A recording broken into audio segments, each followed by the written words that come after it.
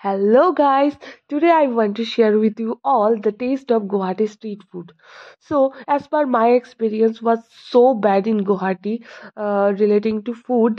So আমি প্রথমেই try করেছিলাম চাউমিন, যে চাউমিনটা একদমই আমার ভালো লাগেনি, বিকজ আগরতলাতে চাউমিন অনেক ভালো পাওয়া যায়।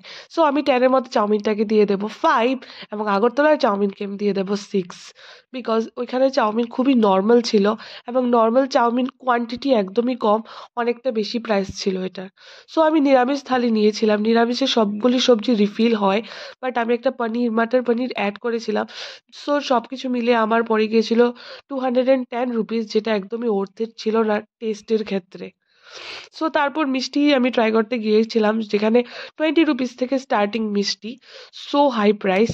এবং আমি একটা নলেন গুড়ের রসগোল্লা ট্রাই করেছিলাম, যেটা 25 রুপিস, একদমই টেস্টি ছিল না। আগরতলার রসগোল্লা অনেক বেশি টেস্টি হয়। মোমো ট্রাই করেছিলাম, মোমোটা টেস্টিই ছিল, বাট মিওনিসটার মধ্যে লবণই ছিল না।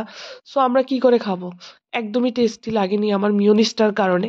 বাট মোমোটা স্টাফিং ভালোই ছিল। ফুচকা ট্রাই করতে গিয়েছিলাম, ফুচকার মতো মানে এত বাজে লেগেছিল ফুচকাটা, আমি কি বলবো তোমাদের। আগরতলার ফুচকা অনেক বেটার, অনেক বেটার।